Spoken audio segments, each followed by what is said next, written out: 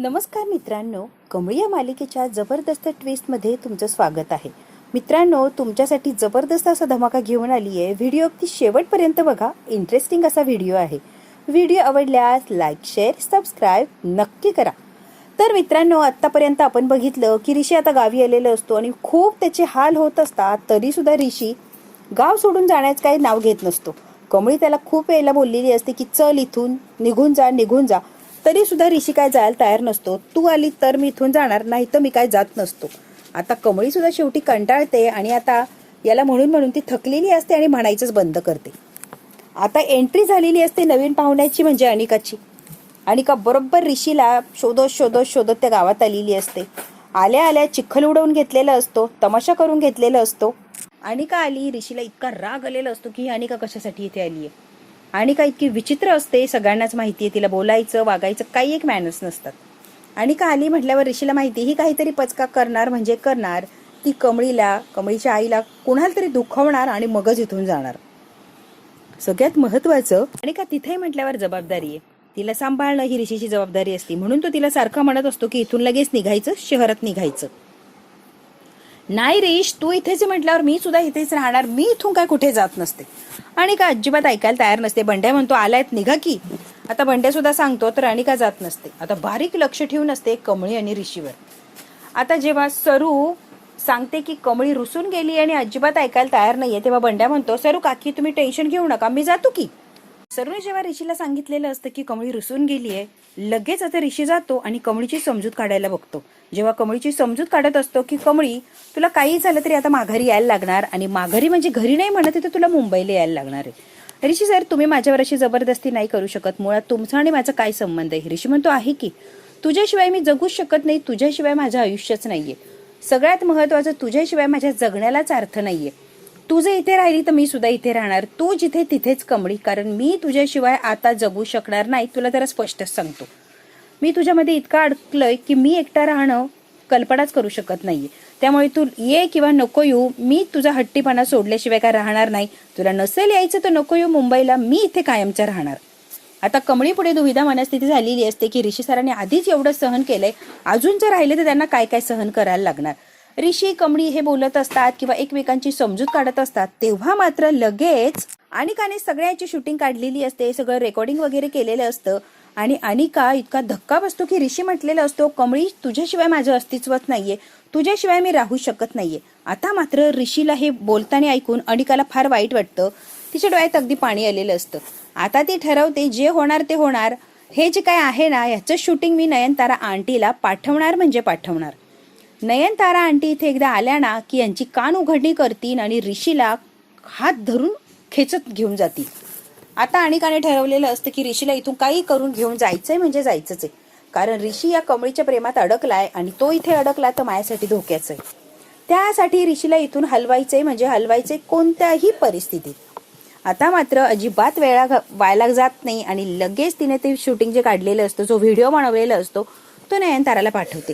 नयनतारा सुद्धा अजिबात वेळ व्हायला घालवत नाही आणि जे व्हिडिओ आहे ते बघते. जेव्हा ते व्हिडिओ बघते तेव्हा इतकी तळ पाहिजे मस्तकात जाते नयनताराच्या. नयनतारा अजिबात मागचा पुढचा काही विचार करत नाही आणि डायरेक्ट निघालेली असते त्या कमळीच्या गावाला. नयनतारा कमळीच्या गावाला निघाली. आता मात्र इतकी खुश झालेली असते की कमालीचा आनंद झालेला असतो. एकदाची नयनतारा आंटी इथे येऊ दे. ही कमळी टमळी, तिची आई आणि हा ऋषी नेमकी काय वागताय, यांचं काय चाललंय ना, हे आंटीला बघूच दे. एकदा आंटीने डोळ्याने बघितलं ना की आंटीचे डोळे उघडतील आणि मग काय करायचं काय नाही आंटी तर ठरवतीलच. म्हणून मुद्दामून अनेकाने फोटो पाठवलेला असतो, व्हिडिओ पाठवलेले असतात की बघा ऋषी इथे काय करतोय, तर या कमळी टमळीच्या नोकरासारखं काम करतोय, तिच्या मागे पुढे करतोय, कमळीसाठी झगडतोय. काहीही कळत नाहीये ऋषीला. अगदी भिकाऱ्यासारखी अवस्था झाली आहे स्वतःची. फार काय काय बोलून येणे पाठवलेलं असतं आणि नयनतारा तेव्हा असते की तिचा अगदी संताप होतो. नयनताराला आता हे अजिबात सहन होत नाही. मुळात म्हणजे तिला हे असली लोक अजिबात आवडत नसतात. तिला तिच्या स्टेटसनुसार लोक आवडत असतात आणि त्यांच्याशीच उठाय बसायला आवडतं. त्यात ऋषी या गावात येऊन गावासारखाच बनलाय. काय ते कपडे घालतो, काय ते कामं करतो, काय तर कमळीच्या घरीच राहतो. अजिबात हे नयनताराला सहन झालेलं नसतं. नयनतारा आता मागचा पुढचा अजिबात काहीही एक विचार करत नाही आणि डायरेक्ट निघालेली असते ते कमळीच्या गावाला यायला. अनिकाला फार आनंद होतो की आंटी येते, आता मी वाटच बघतीये. इकडे आता ऋषी, कमळी, बंड्या, निंगी छान असं त्यांचं चाललेलं असतं.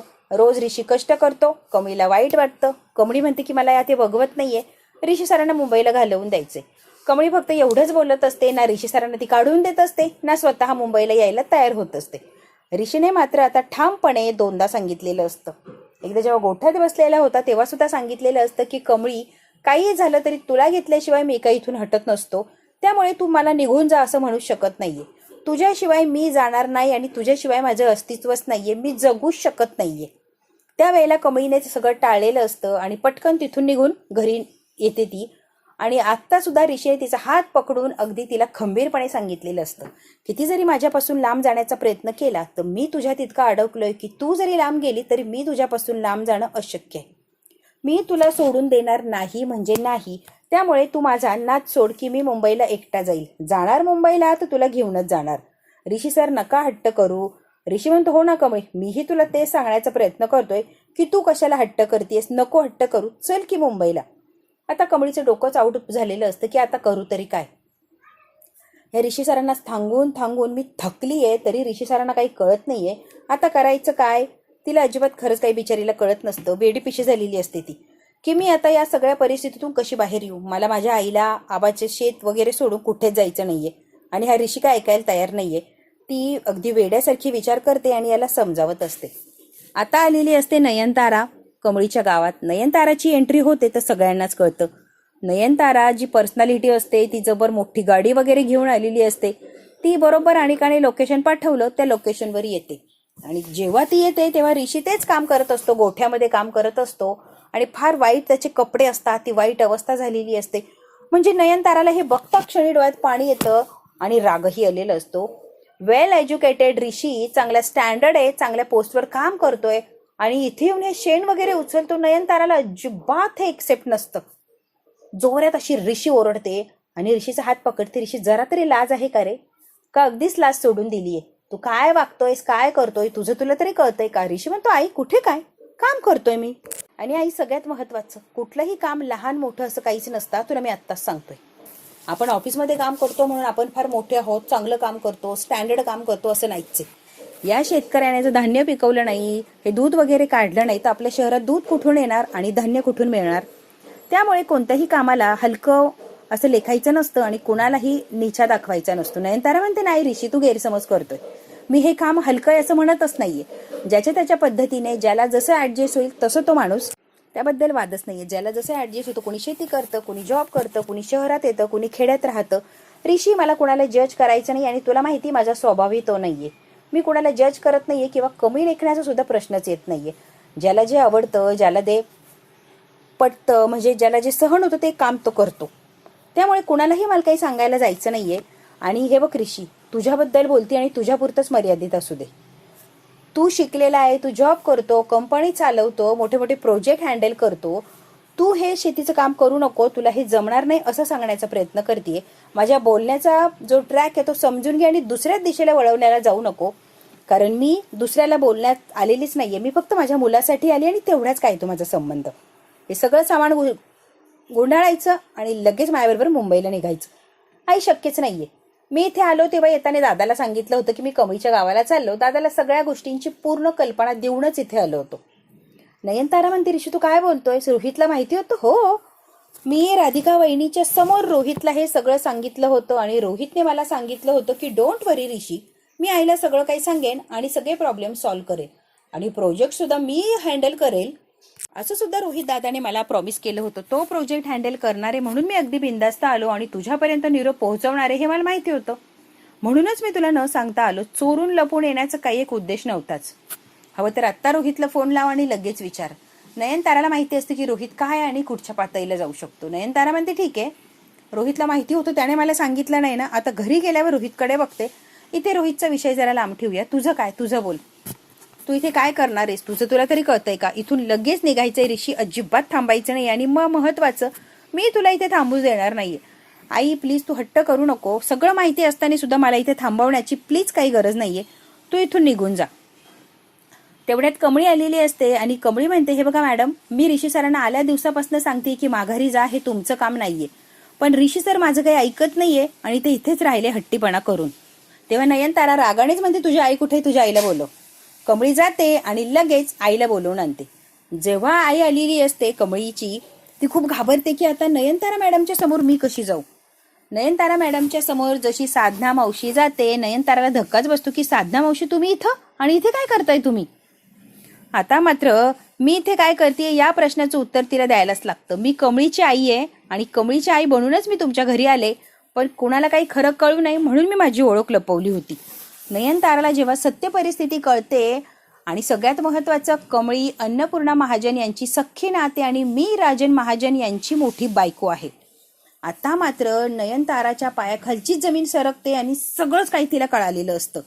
नयनतारा आता अजिबात वेळ व्हायला घालवत नाही आणि स्पष्टपणे म्हणते की तुम्ही तिघांनी सुद्धा गाडीत बसायचे.